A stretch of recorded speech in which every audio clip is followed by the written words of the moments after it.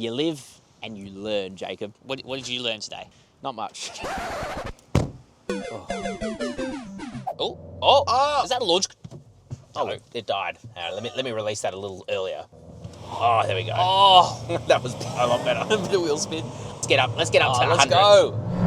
Okay, what was that? That was 0 to 100 in seconds. Hey, Jacob. Hey, Matt. We finally have the new MG HS. Bloody hell, about time. And you know what? Yes, it's more expensive. It starts at $33,990, and that is for the Vibe spec. You have the Excite, which is $36,990. Then you have this, the Essence, the top of the range. That's $49,990. All of these prices drive away. So that's between $4,000 to $7,000 more expensive. However, it is so much better than before. Honestly, man, just look at it. It looks completely different. It looks completely different. You get more power and torque. You get a new transmission, which was by far the worst part of the car before. You also get a new interior. And actually, for a larger mid-sized SUV, it comes pretty well priced. So today we're going to tell you everything you need to know about the all-new MG HS. And should you be going out spending your hard-earned dollary dues to buy one of these bad boys? Let's do it. Let's do this. Alrighty, Daddy Jacob. Now, very quickly, if you want to learn exactly what you get model by model, you just want to read our written review, all you have to do is Google CarSauce MG HS review, and you can read more about what you get spec for spec. Like I said, this is the top of the range Essence, and I think it looks pretty sick, man. Bro, especially in this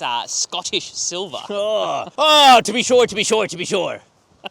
I think that might be Irish. Yeah, it looks really nice. Premium. So yeah, really good looking. You get these very nice headlights here, quite bright LED lights here, and also the turning signals are pretty cool. Daytime running light in there as well. You have an enormous grille, and interestingly, all of it is like plugged up, all these different parts. That's quite funny. MG badge. Wouldn't be an MG without an MG badge. Still don't know what MG stands for, to be honest. You've also got your radar here. We'll talk about the safety stuff, but at least it does have good lane centering and keeping you a safe distance from the car in front of you. I think it looks so cool, man. Let's check out the side. So coming to the side, you're gonna see these 19-inch wheels. You get 18-inch wheels on the base, but thankfully it's not too big because you get nice rubber, and it's good rubber too. Bridgestone Lenza, actually got a decent amount of grip to them, and it's got that cool machine alloyed finish to them. Here you have a camera, which is interesting. It's like a really wide 180-degree camera with some, I don't know why, I just love this design. You've also got another camera here. This thing is camera-licious.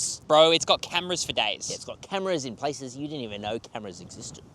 Keyless entry and go, very good. Very tinted privacy glass as well. Roof rails up here. It's actually quite a large, mid-sized SUV. I think it's similar in size to the Tucson, right? Something like that. Let's check out the bum. Let's do it. Okay, so coming to the bum, and I'm gonna show you this first. Your fuel filler cap. Why? Well, it says here you have to have 95 RON or above. So yes, you need to put the Primo stuff in this, and that's because it does have a Euro 6 compliant engine. It just needs it to run. And so that adds to the cost, especially if you compare it to like a RAV4 hybrid, the segment leader, the best-selling car in Australia. Well, you can fill that thing up with 91, or I think even E10. Yeah, and it'll get like 3 liters per 100 kilometers. Yeah, so a bit better. You have really nice LED lights back here, including a large tail light. I think the rear is my favorite angle. Honestly, man, I think me too. It looks so good. So good. You've got a spoiler, of course. You've got your HS badge and the MG badge there. And then down the bottom, this is quite hilarious. So you have this carbon fiber here and on the side, which is very Chinese market. We're also reviewing the Chery Motor E5, that's it. That also has carbon fiber on the side. And you have fake exhaust here as well, which I do hate, but anyway. You live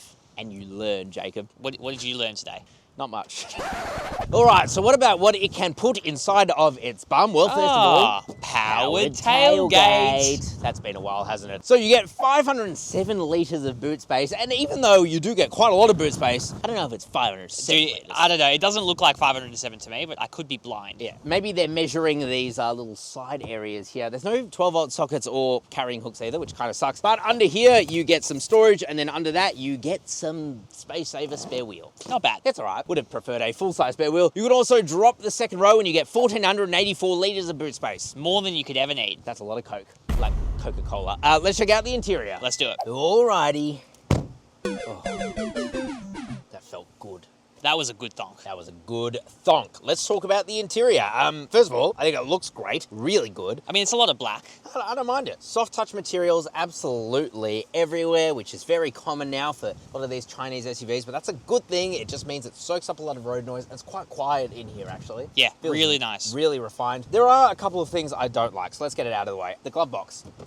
Why is it so poorly fitted? Yeah, it shouldn't be like that. Rattles around. Open it up though, you get heaps of space, so that's good. The other thing, let's get it out of the way, is the technology. I actually quite like its implementation, except for one big thing. So, you get a couple of screens. Up in front of you is your digital driver's display, and it's super simple. You can slightly change the way it looks, which I like. It's minimalist. On the right-hand side, you can go through a few different menus, but this infotainment display, it gets some things right, it gets other things quite wrong. So, the thing it gets right is you get Apple CarPlay and Android Auto. Unfortunately, both of those aren't wireless, they're both wired, but it's fine. Connected to a decent sound system as well. We'll put our EQ on it, but it's okay. Did you just rev the engine? I did by accident. You got a bit excited talking about audiophile things. It's okay, it won't blow your socks off. The annoying thing is that they could have fixed the implementation of the aircon and they have chosen not to. So it's still here on the display, and when you're in Apple CarPlay, for example, it's like 2 menus to go through. It's just a bit annoying. It's just a couple of extra steps that you need to take that gets a bit annoying. Yeah, especially when there is so much space here with these buttons here to have just put a couple of extra dials, you know? Yeah, just add temperature controls and heated seat controls. That's all we need. Yeah, because if you want to do the heated seats, well, that's another menu on top of that. Other than that, though, I love this interior. I love the new leather steering wheel. Feels really good to hold on to. Like, very, very nice. Buttons on the left-hand side to control your adaptive cruise control. And on the right-hand side, you have your media control. It's intuitive. It just works. No USB-C chargers, which is interesting for a brand new car. But you have 2 USB-As, a 12-volt socket, wacky, and also they've actually included like a USB-C to USB-A adapter. At least there was in our press car. I don't know if you'll get one if you buy one of these cars, but hopefully. I hope you do, because honestly, it makes quite a difference. Another weird thing is that even on this top of the range Essence, there's no auto-dimming mirror. You have to do it yourself. And it's a little, like, bit wobbly, isn't it? Why is it loose? Still, back to the good things. These seats, they do feel very nice. They're a faux leather, but who cares? You do have adjustment in enough ways, except for under thigh support. I do wish that was a bit better. Practicality otherwise is okay. So a couple of cup holders here. You've got a fast Qi wireless charger, a nice soft center armrest, but there's almost no storage space within there, which seems like a real miss, to be honest. And pretty large door bins there as well, so that's good. And a big shout out to this massive panoramic sunroof that opens up so far, it's like a convertible. Yeah, that'd be like my #1 reason to go for this top spec. Yeah. Apart from the leather seats. It's really nice. Oh, I forgot to mention a little storage area there. Oh, not bad. Big FU to your driver monitoring system, but we'll come back to that when we drive it. Let's check out the back seat. Let's do it. First of all, I really appreciate this. The door opens really wide. So if you're a parent and you're loading your kids in, you're gonna love that. Let's slam it shut. Oh, thonky wonky. Oh, as the kids would say, that rizzed my Gat, Ohio. Skibbity. Skibbity riz. Heaps of legroom, like an enormous amount. Toe room as well is fantastic. Headroom too, really, really good. Soft touch materials all back here. It does feel very, very quality. I love this. Pull down the center armrest and you get this amazing leather pattern to it with a couple more cup holders, and the seats themselves are very, very nice. I do wish it had a little bit more under thigh support, but it's okay. I also like this. It's a completely flat loading floor. So it's really easy just to scooch around if you want to. This is interesting. I don't think I've ever seen this before. The air vents back here, it's a single like vertical movement, but 2 horizontal movements. Bro, you're a nerd. Yeah, it's interesting. A couple of USB-A ports as well. Again, wish that was USB-C. Map pockets there too. But overall, I'm really, really impressed with the back seats. I think I was more impressed with the back seats than the front seats. Like, there's just so much space. It makes no sense. There is so much room. They've done a great job. Just like our team will do a great job for you. We launched CarSauce Buy to get you the absolute best deals possible, so people don't just get cut through the ringer. I have a dedicated team who go out to thousands of dealers to get you the best price possible on your next new car. All you have to do is Google us, CarSauce Buy, put in a few details, and we will get back to you with the absolute best prices possible on all new cars, and we can source cars from anywhere in Australia. And best of all, it is a totally free service for you because we charge those annoying dealers a fixed fee. So really, they're the losers here. They're fighting over you. They're fighting over you. So if that sounds good to you, and it definitely should, join our many, many happy customers. Just Google us, CarSauce Buy, and we will get you the best deals on your next new car. Jacob? Let's bloody launch this thing. Launch it. Alrighty, friend, it's time to launch the MGHS, the new one. I'm excited, actually, to see how this does. Fist me. Oh, here we go. Brake boosting it. Oh, is that a launch? Oh, it died. Let me release that a little earlier. Okay. Ready? Oh, there we go. Oh, that was a lot better. the wheel spin. Unofficial launch control, baby. Come on. All right, let's get up. Let's get up to 100. Let's go. Okay, what was that? That was 0 to 100 in 9.38 seconds. It's okay. It's not going to blow your socks off. No, let's drive this thing normally. No. Alrighty, friend. Driving the MGHS, the new MGHS. It's pretty awesome. I'm gonna put my foot down. Oh, come on. Let's go. Come on. All right, so powering this thing is a 1.5 litre turbo petrol 4-cylinder.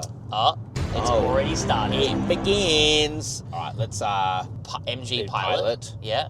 And then go down. No, we want that on. Turn off speed limit. Yeah. Off. No. No, definitely don't disable that one. Turn off this one. Audible. This one. No, this one as well. Oh, and that one. And this one. And no, and this one as well. We're sweet. I have to say, starting off, this has to have one of the most annoying driver assistants. It's just constantly being a bogging. And it's not alone in that. There are a lot of cars coming out of China that have these systems that are really annoying, and even like other countries like Korea. But come on, MG. It's really quite bad. Yeah. Anyway, let's talk about the engine. So it's a 1.5 litre turbo petrol 4-cylinder. Puts out a decent amount of power, 125 kilowatt, 275 newton meters of torque. And that means that it puts out 6 kilowatt more power and 25 newton meters more torque. Goes through to the front wheels here in the petrol variant. There will be a plug-in hybrid variant. I don't know if that's been confirmed, but I reckon there will be. There will be a plug-in hybrid variant. So they've actually changed the transmission to a 7-speed wet clutch, whereas before it was dual clutch, and that makes all the difference with how it drives. The steering as well, even in this comfort setting, because we can change it if we go to driving and we go to sport. Oh, that's very darty. Sorry. Yes. Comfort, lighter, normal.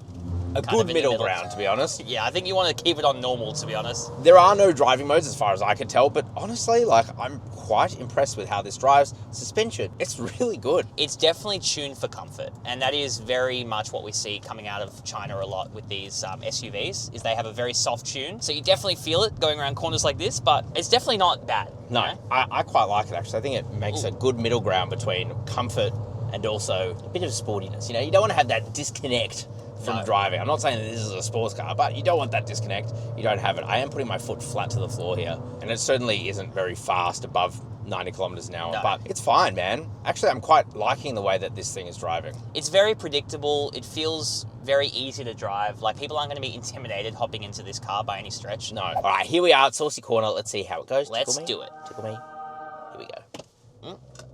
Oh, very gentle. Oh, it's building. I quite like it. Sounds kind of good. You know what? It does actually sound quite good. That's one of the first things I thought. I don't know, man. Oh no! Oh no, your camera's dying. That's not the car beeping this time. It's overheated. Anyway, hairpin number 1 was good. What about hairpin number 2? Dug in a bit there. Oh, nice. Rotated. I think that's the moral of the story, is that it's fine. In fact, it's quite good in a lot of ways. I am really quite appreciating the ride comfort at the moment. But I have to come back to that driver stuff. It's not good. And the fact you have to turn it off and it's quite convoluted to do so every time is not great. The all-important question, fuel economy. Well, right now, we have a look at our long-term stats of this car. 8.1 litres per 100 kilometres. But I think you'll find you're getting more like 7.9 versus before we started driving it like we just did. And it is decent on the highway as well. Yeah, it gets about 6.8 litres, I saw. So it's not the best, not the worst. No, it's not a hybrid, but it's actually doing pretty well for a turbo. 100%. And with that, let's get into our final thoughts. Let's do it. Alrighty, Daddy Jacob. What do we reckon? I'll be honest with you. I don't think that this is the best driving vehicle in the class, okay? However, one thing we didn't mention in that driving section is that if you want to go out and buy a competitor to this at the same price point, you're going to be getting, most likely, a naturally aspirated poopy engine. That is very true. With higher fuel consumption. So that is something to think about. You actually get a really good engine and transmission combo now. You didn't before, but now it's really good. And I don't know if I'd go for this 4990 spec, but even if you go for the absolute base model, 33990, I think that's a bit of a bargain for drive away. And it comes really well equipped for the price. But of course, if you want the absolute best deals possible, just Google us, CarSauce Buy, and my team will get you the best deals. Jacob. Yes, sir. Ciao for now. Goodbye.